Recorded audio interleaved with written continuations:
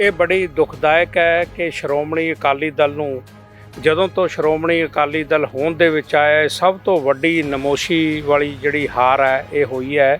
ਔਰ ਮੈਂ ਸਮਝਦਾ ਹਾਂ ਕਿ ਇਸ ਸ਼੍ਰੋਮਣੀ ਅਕਾਲੀ ਦਲ ਦਾ ਹਾਰ ਦਾ ਕਾਰਨ ਕੇਵਲ ਤੇ ਕੇਵਲ ਇੱਕ ਪਰਿਵਾਰ ਦਾ ਸ਼੍ਰੋਮਣੀ ਅਕਾਲੀ ਦਲ ਦੇ ਉੱਤੇ ਕਬਜ਼ਾ ਹੋਣਾ ਹੈ। ਸ਼੍ਰੋਮਣੀ ਅਕਾਲੀ ਦਲ ਤੋਂ ਲੋਕ ਨੇ ਜਿਹੜੇ ਉਹ ਵਾਂਝੇ ਹੋ ਗਏ ਸੀ ਜਾਂ ਫਿਰ ਆਮ ਆਦਮੀ ਪਾਰਟੀ ਦੀ ਲਹਿਰ ਹੀ ਇੰਨੀ ਤਗੜੀ ਸੀ ਕਿ ਉਹ ਸਾਰੇ ਜਣੇ ਪਾਸੇ ਹੋ ਗਏ। ਆਪਾਂ ਸਾਰੇ ਜਾਣਦੇ ਹਾਂ ਕਿ ਸ਼੍ਰੋਮਣੀ ਅਕਾਲੀ ਦਲ ਦੀ ਜਿਹੜੀ ਲੀਡਰਸ਼ਿਪ ਹੈ ਉਹ ਪਿਛਲੇ ਸਮੇਂ ਇੱਕੋ ਪਰਿਵਾਰ ਦੇ ਹੱਥ ਹੈ। ਲਗਾਤਾਰ ਜਿਹੜੀਆਂ ਹਾਰਾਂ ਹੋਈਆਂ ਨੇ ਸੁਖਬੀਰ ਸਿੰਘ ਬਾਦਲ ਦੀ ਪ੍ਰਧਾਨਗੀ ਹੇਠ ਤੇ ਉਹਦੇ ਲਈ ਵੀ ਇਹੀ ਜ਼ਿੰਮੇਵਾਰ ਹੈ। ਬਾਦਲ ਐਂਡ ਕੰਪਨੀ ਅਕਾਲੀ ਦਲ ਬਣ ਕੇ ਰਹਿ ਗਿਆ। ਸੋ ਇਹਦੀ ਹਾਰ ਦਾ ਕਾਰਨ ਕੇਵਲ ਤੇ ਕੇਵਲ ਬਾਦਲ ਪਰਿਵਾਰ ਹੈ। ਅਗਰ ਇਹੀ ਜਿਹੜਾ ਮੰਥਨ ਹੈ ਜਾਂ ਇਹੀ ਜਿਹੜੀ ਡਿਸਕਸ਼ਨ ਹੈ ਚੋਣਾਂ ਤੋਂ ਪਹਿਲਾਂ ਕਰ ਲਿੱਤੀ ਜਾਂਦੀ, ਉਦੋਂ ਸੋਚ ਲਿਆ ਜਾਂਦਾ ਤੇ ਸ਼ਾਇਦ ਗੱਲ ਕੁਝ ਹੋਰ ਹੋਣੀ ਸੀ। ਡਿਕਟੇਟਰਸ਼ਿਪ ਹੈ। ਹੁਣ ਤਾਂ ਸੁਖਬੀਰ ਸਿੰਘ ਬਾਦਲ ਜਿੱਥੇ ਪੰਜਾਬ 'ਚ ਜਾਂਦੇ ਸਨ ਉਹ ਰਿਓੜਿਆਂ ਦੀ ਤਰ੍ਹਾਂ ਟਿਕਟਾਂ ਵੰਡੀਆਂ ਤੇ ਉਹ ਵੀ ਆਪਣਿਆਂ ਨੂੰ ਵੱਡੀ ਚਾਪਲੂਸੀ ਕਰਦੇ ਰਹੇ, ਜਿਨ੍ਹਾਂ ਦੀ ਸ਼੍ਰੋਮਣੀ ਅਕਾਲੀ ਦਲ ਨੂੰ ਕੋਈ ਦੇਣ ਨਹੀਂ। ਅਮੀਰ ਘਰਾਣੇ ਦੇ ਲੋਕਾਂ ਨੂੰ ਟਿਕਟਾਂ ਦਿੱਤੀਆਂ। ਜਿਹੜਾ ਫਾਈਨੈਂਸ਼ੀਅਲ ਬੈਕਗਰਾਉਂਡ ਦੇਖ ਕੇ ਇਹਦਾ ਇੱਕੋ ਇੱਕ ਜਿਹੜਾ ਜ਼ਿੰਮੇਵਾਰ ਵਿਅਕਤੀ ਆ ਉਹ ਸਰਦਾਰ ਸੁਖਬੀਰ ਸਿੰਘ ਬਾਦਲ ਹੈ। ਔਰ ਉਹਨੂੰ ਤੁਰੰਤ ਅਕਾਲੀ ਦਲ ਦੀ ਪ੍ਰਧਾਨਗੀ ਛੱਡ ਕੇ ਕੌਮ ਤੋਂ ਮੁਆਫੀ ਮੰਗ ਕੇ ਤੇ ਜੇ ਅਕਾਲੀ ਦਲ ਨੇ ਅੱਧਾ ਸਰਵਾਈਵਲ ਚਾਹੁੰਦਾ ਹੈ ਉਹ ਤੇ ਜੇ ਪੰਥਕ ਪਾਰਟੀ ਨੂੰ ਬਚਾਉਣਾ ਹੈ ਤੇ ਆਪਣਾ ਅਸਤੀਫਾ ਦੇ ਕੇ ਪਾਸੇ ਹੋਵੇ। ਸਾਡੇ ਨਾਲ ਮੈਂ ਸਮਝਦਾ ਇਹ ਧੱਕਾ ਹੈ ਕਿ ਅਜੇ ਤੱਕ 11 ਸਾਲ ਹੋ ਗਏ ਸ਼੍ਰੋਮਣੀ ਕਮੇਟੀ ਦੀ ਚੋਣ ਨਹੀਂ ਹੋਈ ਔਰ ਕੋਈ ਇਹਦੇ ਤੇ ਰੋਕ ਨਹੀਂ। ਇਹ ਮੈਨੂਪੂਲੇਟ ਕਰਦੇ ਰਹੇ ਬਾਦਲ ਪਰਿਵਾਰ। ਇਹ ਸਾਰੀਆਂ ਚੋਣਾਂ ਇਹਨਾਂ ਨੇ ਨਹੀਂ ਹੋਣ ਦਿੱਤੀਆਂ। ਪੰਜਾਬ ਵਿਧਾਨ ਸਭਾ ਚੋਣਾਂ ਦੇ ਵਿੱਚ ਜਿੱਥੇ ਇੱਕ ਪਾਸੇ ਆਮ ਆਦਮੀ ਪਾਰਟੀ ਦੀ ਵੱਡੀ ਜਿੱਤ ਹੋਈ, ਉੱਥੇ ਹੀ ਸ਼੍ਰੋਮਣੀ ਅਕਾਲੀ ਦਲ ਨੂੰ ਵੱਡੀ ਹਾਰ ਦਾ ਸਾਹਮਣਾ ਕਰਨਾ ਪਿਆ। ਸਿਰਫ 3 ਸੀਟਾਂ ਹੀ ਪੰਜਾਬ ਦੇ ਵਿੱਚ ਸ਼੍ਰੋਮਣੀ ਅਕਾਲੀ ਦਲ ਨੂੰ ਮਿਲੀਆਂ। ਇਸ ਕਰਕੇ ਜੋ ਲੋਕ ਸ਼੍ਰੋਮਣੀ ਅਕਾਲੀ ਦਲ ਦੇ ਨਾਲ ਜੁੜੇ ਹੋਏ ਸੀ, ਖਾਸ ਤੌਰ ਤੇ ਪਿਛਲੇ ਪੁਸ਼ਤੈਨੀ ਪਰਿਵਾਰਾਂ ਤੋਂ ਸ਼੍ਰੋਮਣੀ ਅਕਾਲੀ ਦਲ ਦਾ ਹਿੱਸਾ ਸੀ, ਉਹਨਾਂ ਦੇ ਵਿੱਚ ਬਹੁਤ ਨਾਮੋਸ਼ੀ ਪਾਈ ਜਾ ਰਹੀ ਹੈ। ਗੱਲਬਾਤ ਕਰਾਂਗੇ। ਸਾਡੇ ਨਾਲ ਮੌਜੂਦ ਨੇ ਗੁਰਵਿੰਦਰ ਸਿੰਘ ਡੂਮਾਛੇੜੀ ਜੀ, ਜੋ ਕਿ ਇਹਨਾਂ ਦਾ ਪਰਿਵਾਰ ਅਤੇ ਆਪ ਵੀ ਬੜੇ ਲੰਮੇ ਸਮੇਂ ਤੋਂ ਬਹੁਤ ਕਰੀਬੀ ਰਹੇ ਨੇ ਬਾਦਲ ਪਰਿਵਾਰ ਦੇ। ਗੁਰਵਿੰਦਰ ਜੀ, ਜਾਣਨਾ ਚਾਹਾਂਗੀ, ਤੁਹਾਡੇ ਖੁਦ ਦੇ ਫਾਦਰ ਸਾਹਿਬ ਪੰਥਕ ਪਰਿਵਾਰ ਦੇ ਵਿੱਚੋਂ ਤੁਸੀਂ ਮੰਨੇ ਜਾਂਦੇ ਹੋ। ਉਹਨਾਂ ਨੇ ਵੱਡੀ ਕੁਰਬਾਨੀ ਹੈ ਜਿਹੜੀ ਉਹ ਸ਼੍ਰੋਮਣੀ ਅਕਾਲੀ ਦਲ ਦੇ ਲਈ ਦਿੱਤੀ ਸੀ। ਫਿਰ ਹੁਣ ਚੋਣਾਂ ਦੇ ਵਿੱਚ ਇਸ ਤਰ੍ਹਾਂ ਹਾਰ ਹੋ ਗਈ ਸ਼੍ਰੋਮਣੀ ਅਕਾਲੀ ਦਲ ਦੀ, ਕਿਵੇਂ ਦੇਖਦੇ ਹੋ? ਇਹ ਬੜੀ ਦੁਖਦਾਇਕ ਹੈ ਕਿ ਸ਼੍ਰੋਮਣੀ ਅਕਾਲੀ ਦਲ ਨੂੰ ਜਦੋਂ ਤੋਂ ਸ਼੍ਰੋਮਣੀ ਅਕਾਲੀ ਦਲ ਹੋਂਦ ਦੇ ਵਿੱਚ ਆਇਆ ਸਭ ਤੋਂ ਵੱਡੀ ਨਮੋਸ਼ੀ ਵਾਲੀ ਜਿਹੜੀ ਹਾਰ ਹੈ ਇਹ ਹੋਈ ਹੈ। ਔਰ ਮੈਂ ਸਮਝਦਾ ਹਾਂ ਕਿ ਇਸ ਹਾਰ ਦੇ ਲਈ ਜਿਹੜਾ ਹੈ ਉਹ ਸਾਰੇ ਸਿੱਖ ਜਗਤ ਨੂੰ, ਖਾਸ ਤੌਰ ਤੇ ਪੰਜਾਬ ਦੇ ਵਿੱਚ ਵਸਦੇ ਸ਼੍ਰੋਮਣੀ ਅਕਾਲੀ ਦਲ ਦੇ ਵਰਕਰਾਂ ਨੂੰ, ਜਥੇਦਾਰਾਂ ਨੂੰ ਬਹੁਤ ਹੀ ਗੰਭੀਰਤਾ ਦੇ ਨਾਲ ਸੋਚਣ ਦੀ ਲੋੜ ਹੈ। ਦੇਖਿਆ ਜਾ ਰਿਹਾ ਸੀਗਾ ਕਿ ਜਿਸ ਤਰ੍ਹਾਂ ਸੁਖਬੀਰ ਬਾਦਲ ਨੇ ਕਮਾਨ ਆਪਣੇ ਹੱਥ ਦੇ ਵਿੱਚ ਲਈ ਹੋਈ ਹੈ ਸ਼੍ਰੋਮਣੀ ਅਕਾਲੀ ਦਲ ਦੀ, ਉੱਥੇ ਅਗਰ ਐਤਕੀ ਚੋਣਾਂ ਦੇ ਵਿੱਚ ਉਹਨਾਂ ਨੇ ਜਿਹੜੇ ਪ੍ਰਕਾਸ਼ ਸਿੰਘ ਬਾਦਲ ਨੇ ਉਹਨਾਂ ਨੂੰ ਫਿਰ ਤੋਂ ਉਤਾਰਿਆ। ਹਾਲਾਂਕਿ ਉਹ ਕਾਫੀ ਚਿਰ ਦੇ ਜਿਵੇਂ ਪਿੱਛੇ ਹੀ ਕੰਮ ਕਰ ਰਹੇ ਸੀਗੇ, ਉਹਨਾਂ ਨੂੰ ਉਤਾਰਿਆ। ਫਿਰ ਵੀ ਜਿਹੜੇ ਆਪਣੇ ਗੜ੍ਹ ਹੈਗੇ ਨੇ ਸ਼੍ਰੋਮਣੀ ਅਕਾਲੀ ਦਲ ਦੇ, ਜਿੰਨੇ ਵੀ ਮੰਨੇ ਜਾਂਦੇ ਸੀਗੇ ਸਿਆਸਤਦਾਨ, ਆਪਣੇ ਗੜ੍ਹ ਤੱਕ ਹਾਰ ਗਏ। ਤੁਹਾਨੂੰ ਕੀ ਲੱਗਦਾ ਸੱਚੀ ਦੇ ਵਿੱਚ ਸ਼੍ਰੋਮਣੀ ਅਕਾਲੀ ਦਲ ਤੋਂ ਲੋਕ ਨੇ ਜਿਹੜੇ ਉਹ ਵਾਂਝੇ ਹੋ ਗਏ ਸੀ ਜਾਂ ਫਿਰ ਆਮ ਆਦਮੀ ਪਾਰਟੀ ਦੀ ਲਹਿਰ ਹੀ ਇੰਨੀ ਤਗੜੀ ਸੀ ਕਿ ਉਹ ਸਾਰੇ ਜਣੇ ਪਾਸੇ ਹੋ ਗਏ?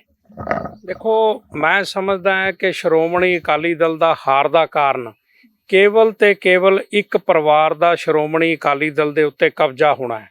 ਔਰ ਆਪਾਂ ਸਾਰੇ ਜਾਣਦੇ ਹਾਂ ਕਿ ਸ਼੍ਰੋਮਣੀ ਅਕਾਲੀ ਦਲ ਦੀ ਜਿਹੜੀ ਲੀਡਰਸ਼ਿਪ ਹੈ ਉਹ ਪਿਛਲੇ ਸਮੇਂ ਇੱਕੋ ਪਰਿਵਾਰ ਦੇ ਹੱਥ ਹੈ। ਔਰ ਇਹਦੇ ਲਈ ਜੇ ਸ਼੍ਰੋਮਣੀ ਅਕਾਲੀ ਦਲ ਜਿੱਤਿਆ ਵੀ ਹੈ 1997 'ਚ ਤਾਂ ਐਪਰੀਸੀਏਸ਼ਨ ਵੀ ਉਸ ਪਰਿਵਾਰ ਨੂੰ ਮਿਲੀ ਤੇ ਉਸ ਤੋਂ ਬਾਅਦ ਲਗਾਤਾਰ ਜਿਹੜੀਆਂ ਹਾਰਾਂ ਹੋਈਆਂ ਨੇ ਸੁਖਬੀਰ ਸਿੰਘ ਬਾਦਲ ਦੀ ਪ੍ਰਧਾਨਗੀ ਹੇਠ ਤੇ ਉਹਦੇ ਲਈ ਵੀ ਇਹੀ ਜ਼ਿੰਮੇਵਾਰ ਹੈ। ਸੋ ਲੋਕ ਇਹ ਮਹਿਸੂਸ ਕਰਨ ਲੱਗ ਪਏ ਸਨ ਕਿ ਸ਼੍ਰੋਮਣੀ ਅਕਾਲੀ ਦਲ ਇੱਕ ਬਾਦਲ ਐਂਡ ਕੰਪਨੀ ਅਕਾਲੀ ਦਲ ਬਣ ਕੇ ਰਹਿ ਗਿਆ।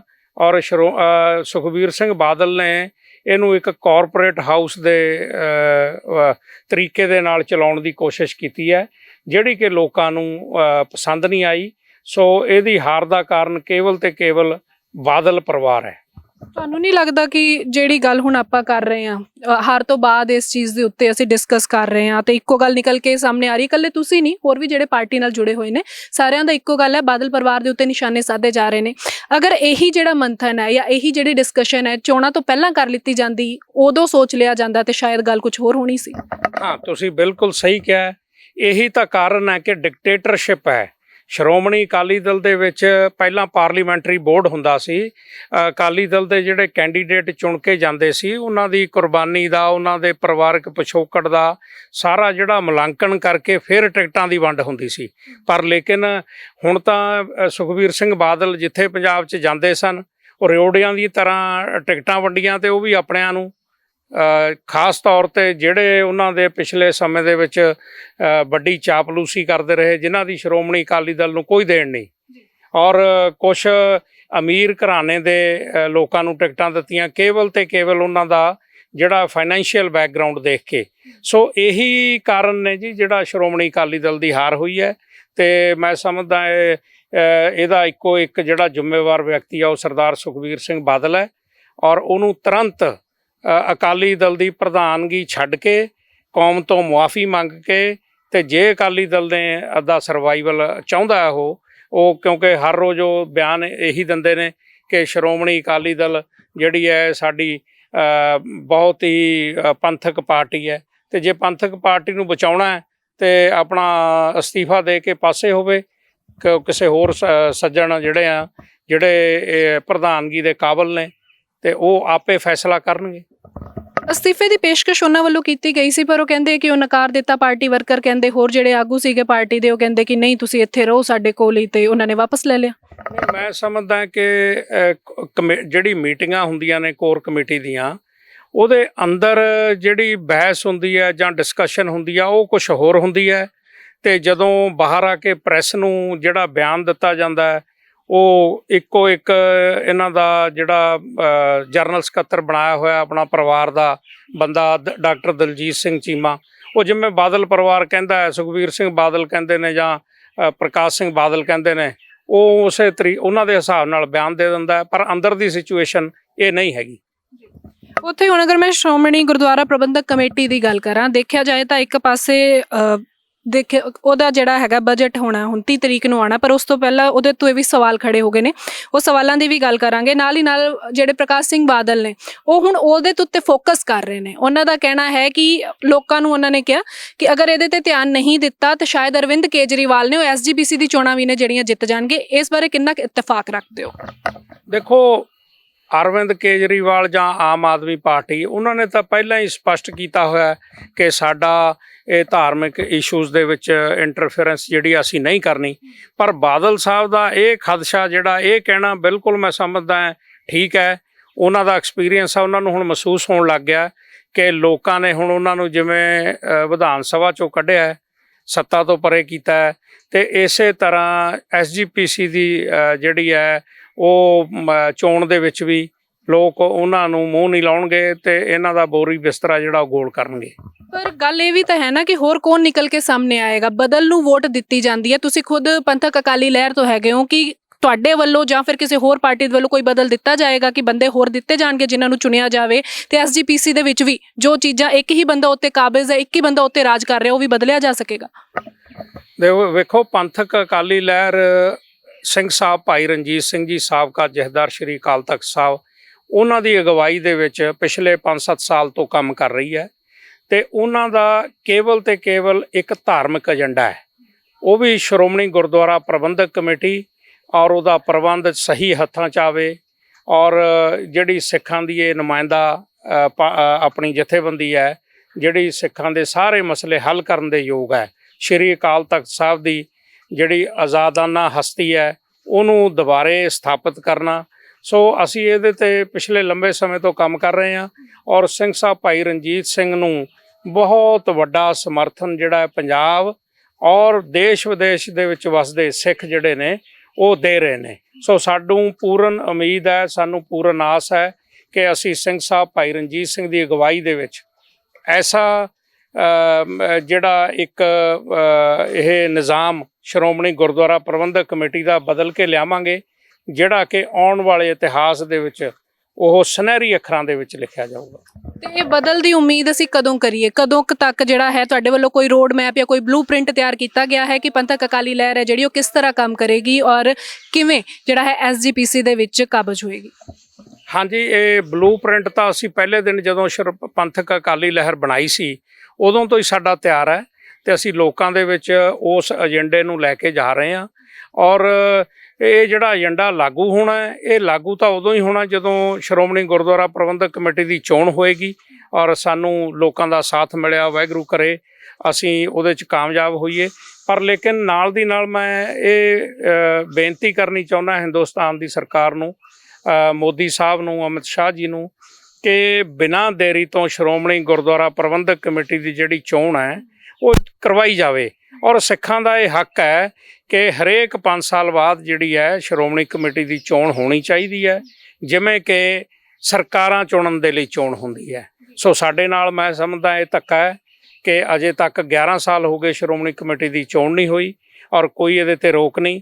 ਇਹ ਮੈਨੂਪਲੇਟ ਕਰਦੇ ਰਹੇ ਬਾਦਲ ਪਰਿਵਾਰ, ਇਹ ਸਾਰੀਆਂ ਚੋਣਾਂ ਇਹਨਾਂ ਨੇ ਨਹੀਂ ਹੋਣ ਦਿੱਤੀਆਂ ਤੇ ਉਹਦਾ ਖਮਿਆਜ਼ਾ ਜਿਹੜਾ ਹੈ, ਇਹ ਸਾਰਾ ਰੋਸ ਹੈ ਜਿਹੜਾ ਉਹ ਉਹਨਾਂ ਨੂੰ ਹੁਣ ਭੁਗਤਣਾ ਪੈ ਰਿਹਾ। ਸ਼੍ਰੋਮਣੀ ਅਕਾਲੀ ਦਲ ਜਿਹੜਾ ਕਈ ਟੁਕੜਿਆਂ 'ਚ ਵੰਡਿਆ, ਟਕਸਾਲੀ ਵੀ, ਸੰਯੁਕਤ ਦੀ ਮੈਂ ਗੱਲ ਕਰਦੀ ਹਾਂ, ਉਹਨਾਂ ਦੇ ਵੱਲੋਂ ਵੀ ਬਜਟ ਸੈਸ਼ਨ ਹੈ ਜਿਹੜਾ ਉਸ ਤੋਂ ਪਹਿਲਾਂ ਹੀ ਦੋਸ਼ ਲਗਾ ਦਿੱਤੇ ਗਏ ਨੇ ਐਸਜੀਪੀਸੀ ਦੇ ਉੱਤੇ ਕਿ ਹਰ ਸਾਲ ਘਾਟੇ ਦੇ ਵਿੱਚ ਬਜਟ ਦਿਖਾ ਦਿੱਤਾ ਜਾਂਦਾ ਤੇ ਉਸ ਤੋਂ ਬਾਅਦ ਜਿਹੜੀ ਆਮਦਨ ਹੈਗੀ ਉਹ ਇਹਨਾਂ ਦੀ ਵੱਧਦੀ ਜਾ ਰਹੀ ਹੈ। ਤੁਸੀਂ ਕਿੰਨਾ ਕੁ ਇਤਫਾਕ ਰੱਖਦੇ ਹੋ?